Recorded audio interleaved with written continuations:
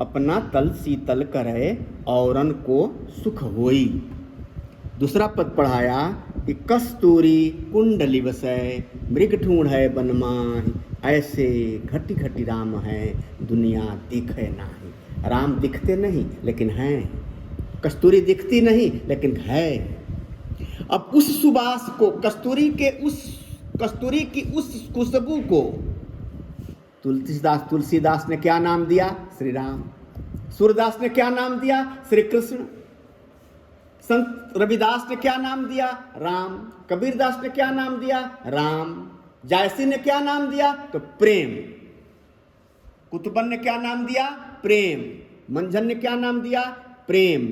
वो है, सर्वव्यापक है, शाश्वत है, सनातन है, चारों तरफ फैला हुआ है, उस कस्तूरी की खुशबू के अनुसार की तरह। लेकिन उस कस्तूरी की खोज में मृग, हिरण जंगल के इस छोर तक उस छोर तक परेशान रहता है, फिर भी वह कस्तूरी को नहीं खोज पाता। इसी तरह भगवान की सर्वव्यापकता है, घटी घटी व्यापय राम। प्रकृति के कण कण में, घट घट में ब्रह्म का वास है। आप उस ब्रह्म को राम कहिए, ब्रह्म कहिए, विष्णु कहिए, ईश्वर कहिए, शिव कहिए, प्रभु कहिए, अल्लाह कहिए, खुदा कहिए, क्राइस्ट कहिए, जो बुझाए सो आप कहिए, आपके ऊपर निर्भर करता है। लेकिन है वह ब्रह्म, वह मूल सत्ता है, वह आत्मा का प्रतिरूप है, वह आत्मा की प्रतिध्वनि है, वह आत्मा का प्रतिबिंब है। अब तीसरा पद पढ़ाऊं ना बेटे? तीसरा पद ध्यान से सुनिए।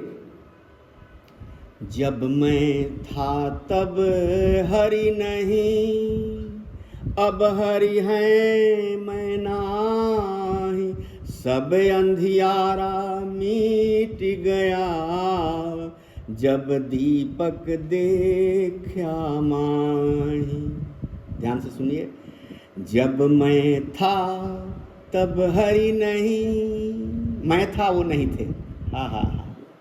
अब हरि है मैं नहीं, अब वो है मैं नहीं हूँ। गजब की बात है भाई।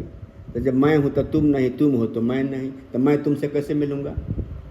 तुम मुझसे कैसे मिलोगे? नहीं मिला जा सकता है, क्योंकि अज्ञानता का अंधकार है। सब अंधियारा मिट गया। अब अंधियारा मिट गया, क्यों मिल गया भाई? अंधकार कैसे मिटेगा? दीपक से। अज्ञान कैसे मिटेगा? ज्ञान से। दुर्बुद्धि कैसे मिटेगी? सद्बुद्धि से। असत्य कैसे मिटेगा? सत्य से।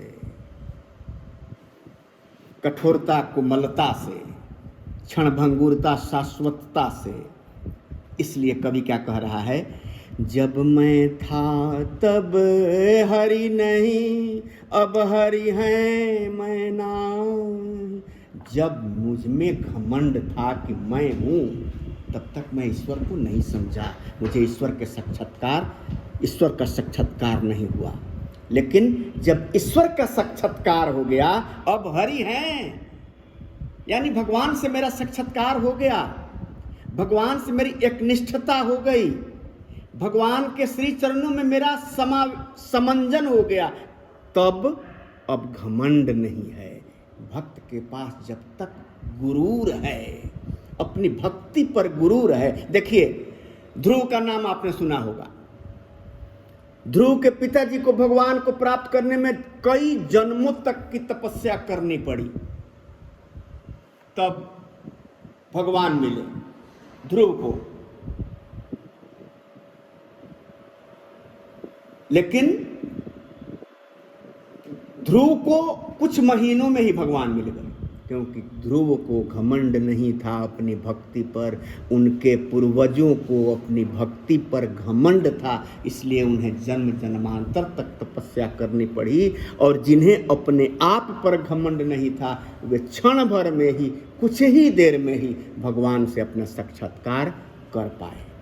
इसलिए जब मैं मतलब अहम मतलब अहंकार, जब तक अहंकार है मेरे अंदर, तब तक मेरा ईश्वर से मिलन संभव नहीं है। और जब ईश्वर से मिलन हो जाता है तो हमारा सारा अहंकार दूर हो जाता है। अब हरि हैं मैं नहीं, अहंकार अब नहीं रहा। भगवान जब नहीं थे, हमें जब भगवान की समझ नहीं थी, तब हम में अंदर अहंकार था। अब जब हमें भगवान की समझ हो गई, तो अब हम अहंकार विहीन हो गए। सब अंधियारा मिट गया जब दीपक देखा नाही, जब ज्ञान का प्रकाश फैला सारा अज्ञान दूर हो गया कि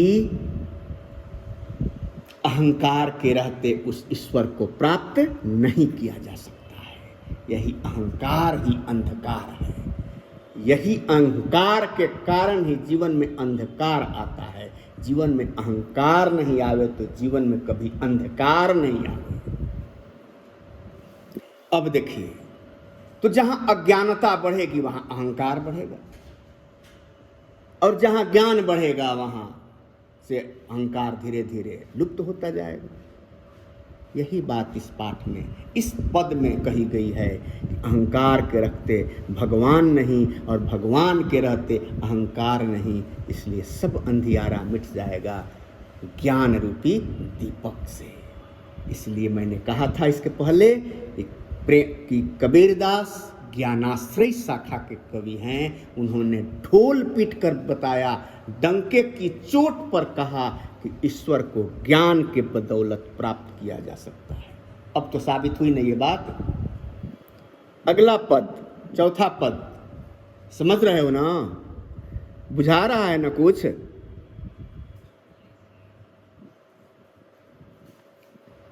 दुखी सुखिया सब संसार है, खाए और सोए दुखिया दास कबीर है, जागे और रोए। सुखिया कौन है? तो संसार है। कबीरदास ने क्या कहा? गजब की वाणी है कबीरदास की, उल्टी वाणी। इसमें वर्षा नहीं होती है, कंबल नहीं भींगता। कबीरदास की रचनाओं में, कबीरदास की वाणी में, कबीरदास की उलटबासियों में कभी कभी ऐसा लगता है कि कंबल बरस रहा है और वर्षा भींग रही है। समझ रहे हैं मेरी बात? कंबल का बरसना और वर्षा का भींगना। कंबल मतलब वर्षा, वर्षा मतलब कंबल। जहाँ कंबल कहना है कभी वर्षा कह रहा है, जहाँ वर्षा कहना है वहाँ कभी कंबल कह रहा है। यही तो कवित्व शैली है, यही तो श्रेष्ठता बतलाती है, यही तो श्रेष्ठता का मापदंड है कवि का। सुखिया संसार है। संसार में कौन सुखी है भाई? तो जो भर पेट खा रहा है, भर पेट सो रहा है, खाता भी है और सोता भी है। और दुखिया कौन है? तो दुखिया तो सिर्फ मैं हूं, क्योंकि इन खाने वालों और भर पेट सोने वालों को देख देख कर मुझे दुख हो रहा है, इसलिए मैं दुखी हूं। तो इनके सुख से मुझे दुख नहीं हो रहा है, ये मत समझना। इनकी नादानी देखकर मुझे दुख हो रहा है, इनका अज्ञान देखकर मुझे दुख हो रहा है, इनका धोखा में पड़कर देखकर इन्हें हमें दुख हो रहा है। और ये नहीं समझ रहे हैं कि ये अपने आप के साथ धोखा दे रहे हैं, ये अपने आप को धोखा दे रहे हैं, अपने आप का नुकसान कर रहे हैं। ये स्व के चक्कर में न तो स्व हासिल कर पा रहे हैं, न परमार्थ ही हासिल कर पा रहे हैं।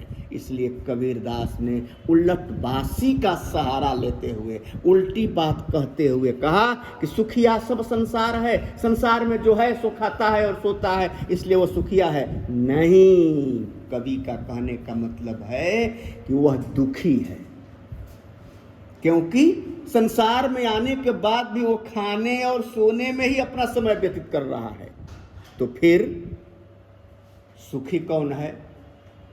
तो अपने आप को कह रहा है कि मैं दुखी हूं। कबीरदास का कहना है मैं दुखी हूं क्योंकि मैं जगा हुआ। जागरण का मतलब चेतनता।